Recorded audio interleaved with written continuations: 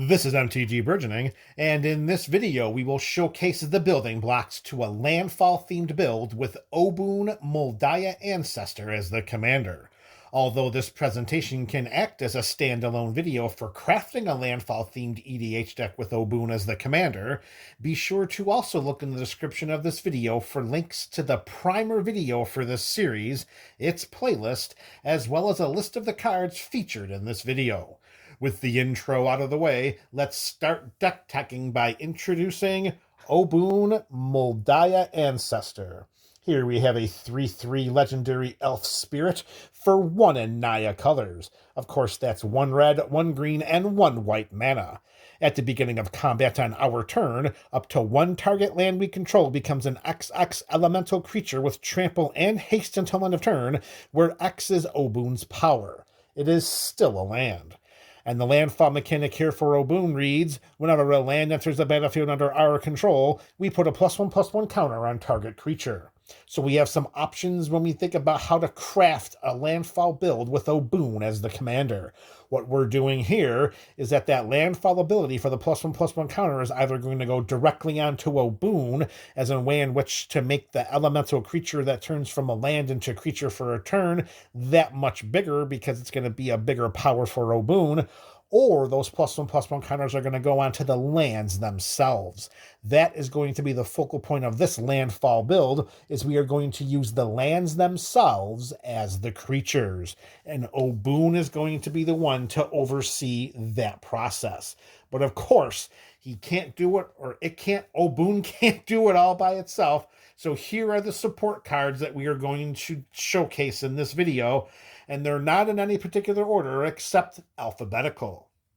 So the first card we're going to feature as a support card for this landfall creature Obuun deck is Awakening of Vitu-Ghazi. It is an instant for 3 and 2 green mana. We put 9 +1/+1 counters on target land we control. It becomes a legendary 0/0 elemental creature land with haste named Vitu-Ghazi.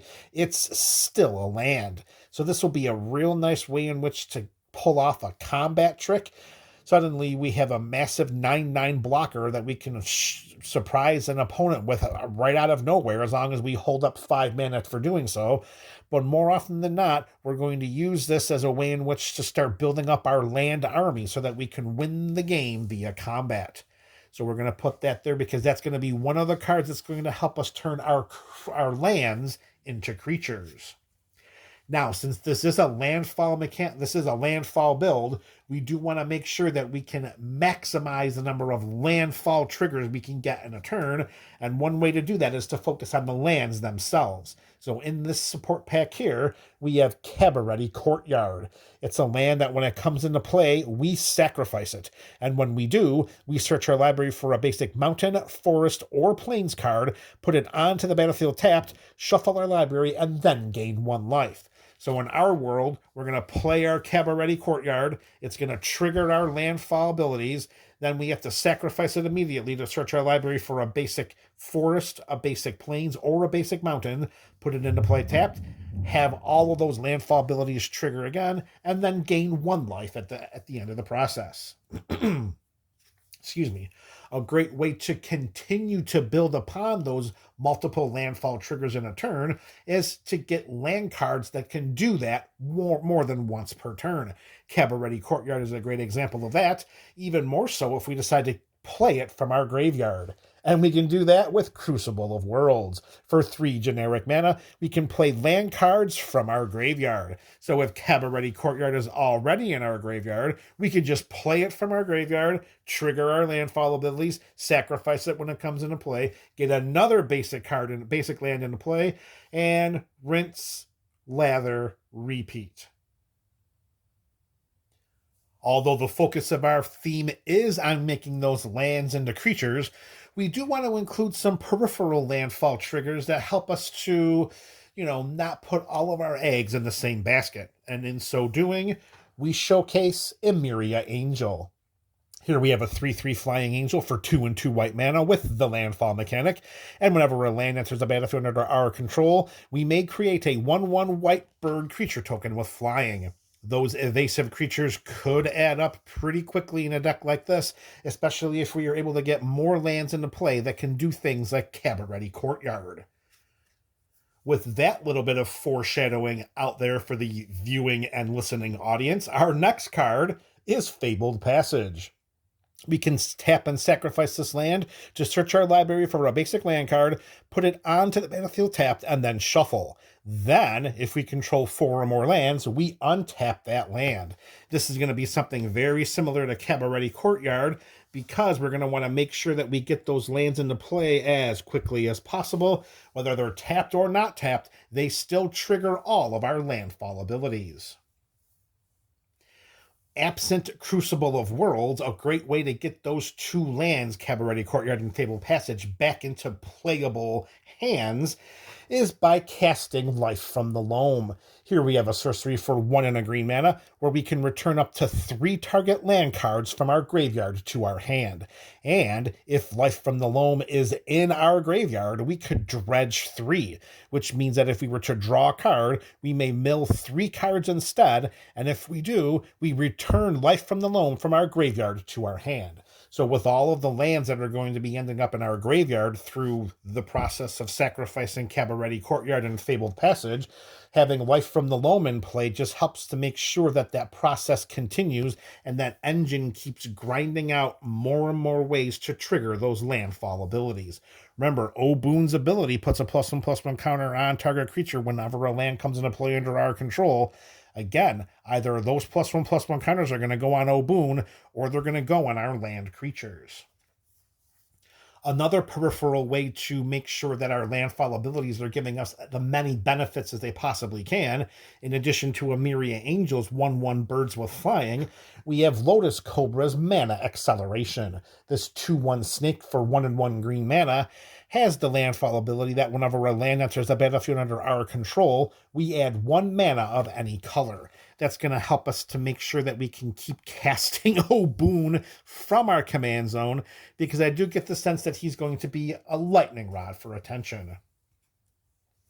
Speaking of ways to get multiple lands into play at the same turn, we have Mina and Den Wildborn. All right, we have a 4/4 elf ally for 2 in Gruul colors. Of course, that's 1 red and 1 green mana. So Mina and Den allow us to play an additional land on each of our turns. So what that means right then and there is if we have Mina and Den in play alongside with the Crucible of Worlds and either one of Cabaret Courtyard or Fabled Passage, land play number 1 for our turn, we can return Fabled Passage from our graveyard to the battlefield. It comes into play, triggers our landfall abilities. We sacrifice it, goes back to the graveyard. We put another basic land into play, gives us another round of triggering our landfall abilities. Then we have land drop number 2 because of Mina and Den. We bring Fabled Passage back into play, triggering all of our landfall abilities, sacrificing it, searching our library for a basic land, putting that basic land into play, triggering all of our landfall abilities again. Suddenly, before you know it, we've thrown around +1/+1 counters, created bird tokens, got mana acceleration, all out of just playing a Fabled Passage. As long as we have Mina and Den and Crucible of Worlds on our side of the battlefield. But before doing so, let's also make sure that we read all of the abilities on every card. We can also pay a red and a green mana to return a land we control to its owner's hand to have target creature gain trample until end of turn. That should not be overlooked, particularly because if we look at Awakening of the Tugasi, with its 9 +1/+1 counters on target land, it does make it a land. It does have haste, but it does not have trample. Mina and Den can give it trample for the cost of a red and a green mana and returning a land we control to our hand. With all of the lands going into play on our side of the battlefield, all of the lands that could end up in our graveyard, it seems like it might make good sense to make sure that we include a copy of Multani, Yavamaya's avatar. Here we have a legendary elemental avatar with reach and trample for 4 and 2 green mana, whose power and toughness are 0/0, but Multani gets a +1/+1 for each land we control and each land card in our graveyard.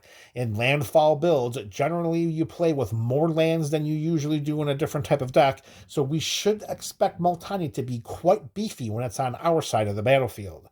And with that in mind, the trampling nature of this Multani is going to make it a lightning rod for attention.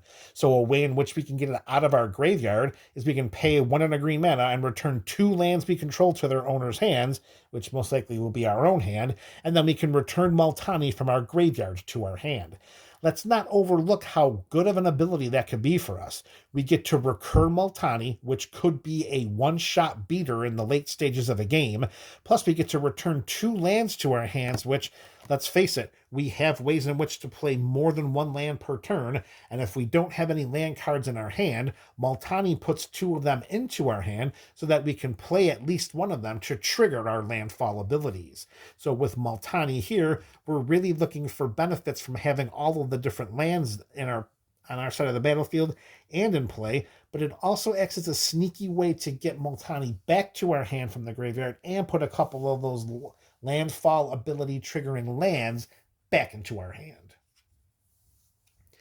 All right, next up, as it pertains to getting more lands into play other than just playing them from our hand or graveyard, we have Murasa Rootgrazer. Here we have a 2/3 beast with vigilance, 1 green and 1 white mana. That's going to be our Selesnya pairing. We can tap Murasa Rootgrazer to put a basic land card from our hand onto the battlefield. Or we can tap it to return target basic land we control to its owner's hand. So if we have a land in our hand and we've already made our land drop, we can tap Murasa Rootgrazer to put that land into play, triggering all of our landfall abilities again. Or if we don't have a land that we can play from our hand or from our graveyard, then we can tap Murasa Rootgrazer to return a basic land from our hand. To return a basic land from play to our hand. So either way, either we have lands in our hand or we don't, Murasa Rootgrazer will make sure that we can trigger those landfall abilities either by doing it an additional time, by putting a land from our hand into play, or by returning a basic land that we control to our hand so that we can play it.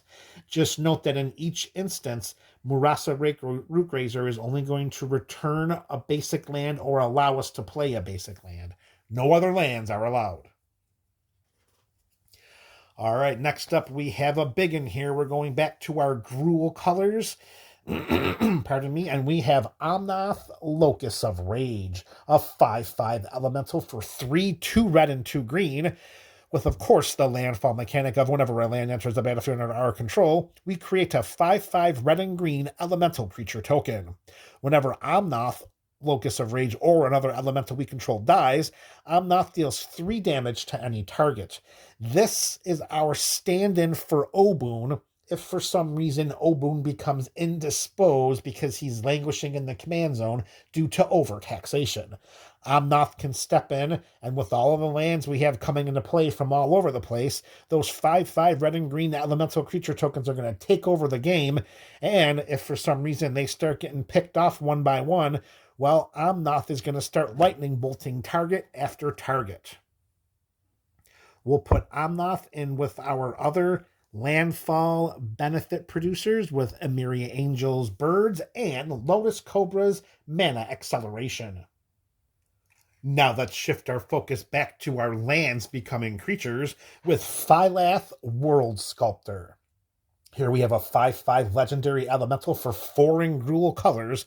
It does have the landfall mechanic, and that is whenever a land enters the battlefield under our control, we put 4 +1/+1 counters on target plant we control. Actually, this doesn't make the, oh, I made a mistake. It's not so much the lands becoming the creatures, it's the lands acting as creature token production. My mistake, let me walk that back for a moment. Phylath does not turn lands into creatures. Phylath uses the lands as how many creatures he's going to create. Because when Phylath comes into play, it's going to create a 0/1 green plant creature token for each basic land we control. Then, whenever a land comes into play under our control through Phylath's landfall ability, we put 4 +1/+1 counters on target plant we control. So this is going to help to shift away from the lands becoming creatures dynamic to however number of lands we have is how many number of plants we're going to create, and then we're going to be able to put burst +1/+1 counters on one of them whenever we get a land come into play on our side of the battlefield. Those 4 +1/+1 counters on a 0/1 plant, that turns it into a 4/5 rather quickly. And if we have the dynamic we were talking about earlier with a Crucible of Worlds on our side of the battlefield and either a Fabled Passage or Cabaret Courtyard, we're going to turn those plants into something a lot more fierce than just a box of 0/1s. So we're going to slide this one right here in the middle because that's going to be another one of our landfall abilities that we're going to have on the side as Obuun is creating its army of land creatures. All right, next up, for the purposes of redundancy, because we really want to make sure that we can trigger as many landfall abilities as we can every single turn, we're going to double down on the Crucible of Worlds effect, and we're going to include Ramunap Excavator. Ramunap Excavator is pretty much just the creature version of Crucible of Worlds, except it doesn't cost 3 generic mana, and it is not an artifact. Instead, it's a 2/3 Snake Cleric for 2/1 green mana. But look, it does the exact same thing as Crucible of Worlds. We can play land cards from our graveyard. That, again, is going to be very important because we want to maximize the amount of times that we can trigger all of our landfall abilities, and having the ability to play our lands from our graveyard gives us a 2-for-1 every single time when we can use a Fabled Passage or a Cabaret Courtyard. All right, next up is a way in which to... I guess we could call this mana ramp. It does cost us a land in order to put 2 into play, but as we've already demonstrated, we have the ability to get those lands back. That is Roiling Regrowth. At instant speed for 2/1 green mana, we sacrifice a land. Then we search our library for up to 2 basic land cards, put them onto the battlefield tap, then shuffle our library. Now, we have to be very careful that we don't confuse this card with a card like Harrow. A card like Harrow says it does pretty much the same thing, except sacrificing a land is a part of casting the spell. So when you go to cast Harrow and you pay your 2/1 green mana and sacrifice your land, and if somebody counterspells it, you lost that land. Whereas with Roiling Regrowth, you pay your 2/1 green mana, and if somebody counterspells the spell, okay, fine, you lost the spell. You didn't sacrifice the land as an additional cost to cast that spell. That happens after the spell resolves. So that's why we prefer Roiling Regrowth here over Harrow, is that we don't want to automatically lose the land to Harrow if for some reason the spell gets interacted. And here, it's not going to happen because it has to resolve in order for us to sacrifice that land. So when we do, one land goes to the graveyard, we search our library for 2 lands, put them into play, then we have that 1 land that we can put into play whenever we can with Crucible of Worlds and or Ramunap Excavator on our side of the battlefield. Note that this is an instant, so we could do this at the end step of our last opponent in turn order, triggering a bunch of our potential creatures or buffing them up with Obuun or Phylath, and then hopefully we can swing in for some very surprising combat damage. All right, next up, this land is going to be added to the Fabled Passage and Cabaret Courtyard dynamic that we've seen so much success and playability with, and that is Sheltering Landscape. Except this land is a bit better than the Cabaret. Actually, it's a lot better than Cabaret Courtyard, and we're going to see why.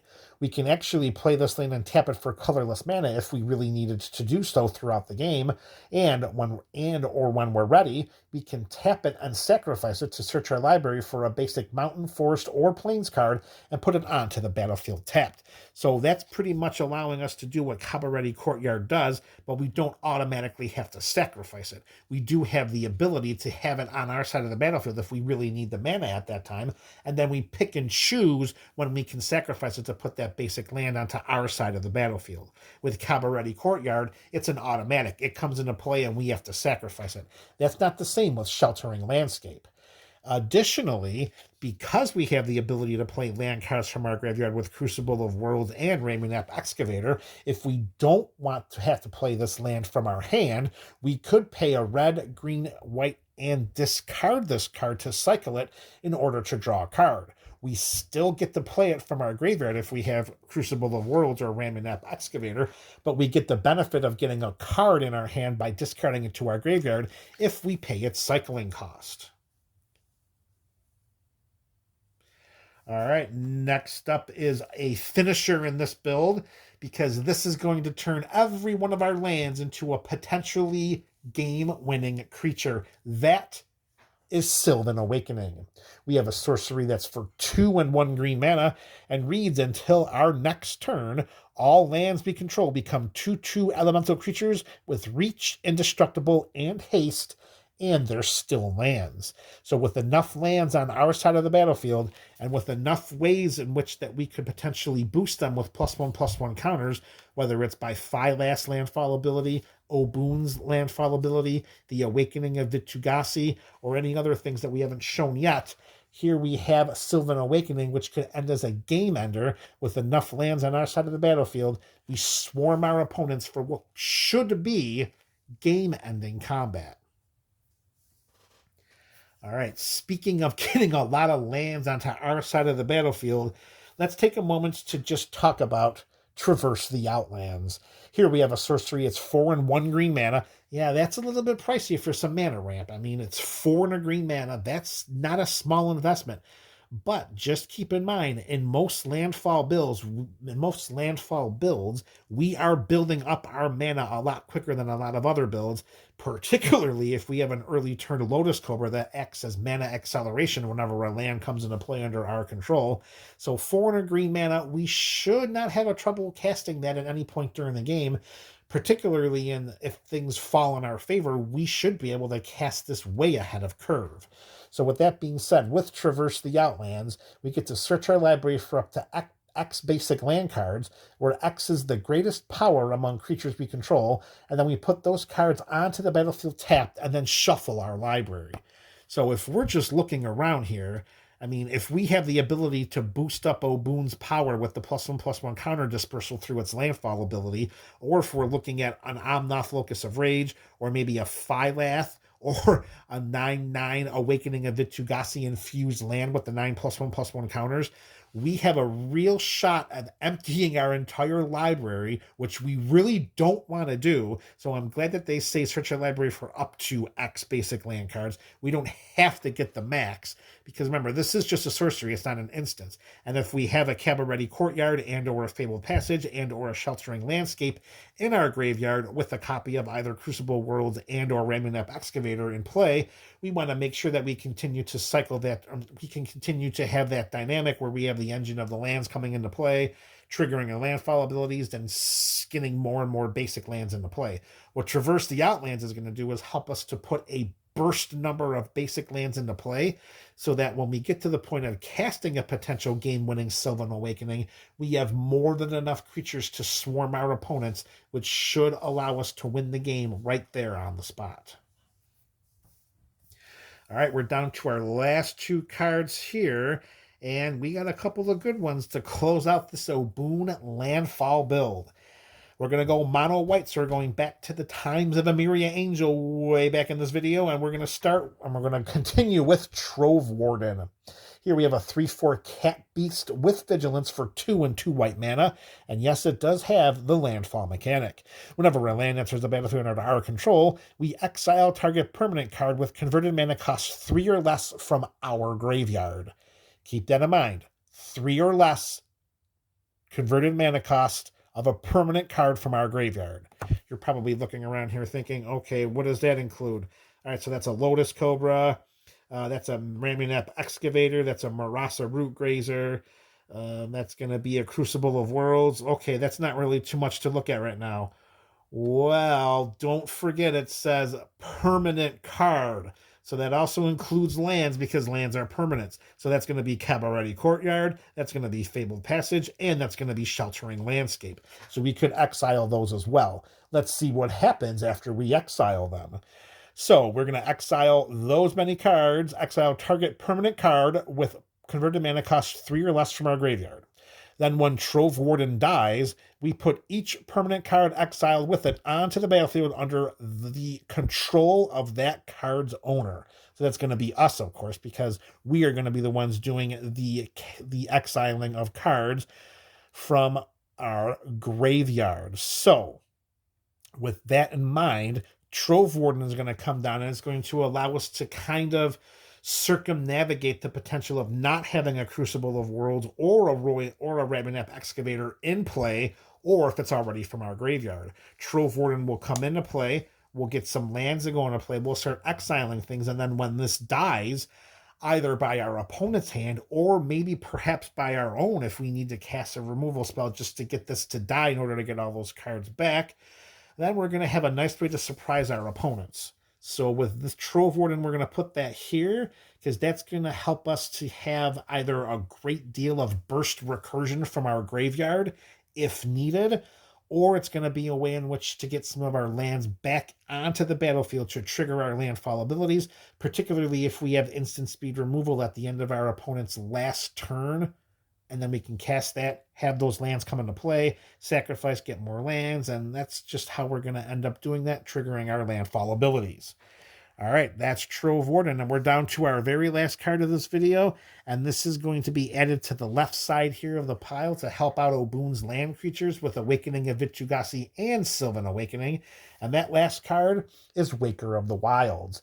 We have a Merfolk Shaman that's 3/3 for 2 and 2 green mana. We can pay X and 2 green to put X +1/+1 counters on target land we control. That land becomes a 0/0 elemental creature with haste, and it's still a land.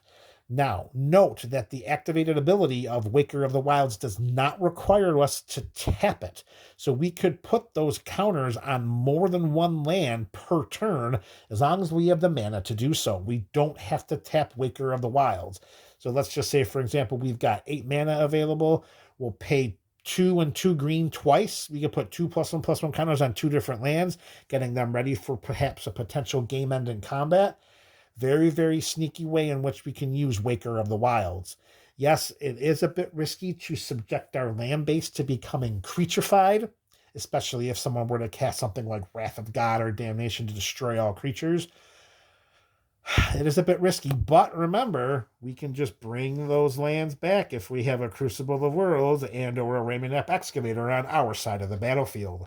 Note that there is a lot of spot removal spells that says something destroy or return or exile target non-land permanent. If we have lands attacking our opponents and they're biggins and they have spells like that in their hands, those spells are useless against a land creature because you can't target a non-land permanent.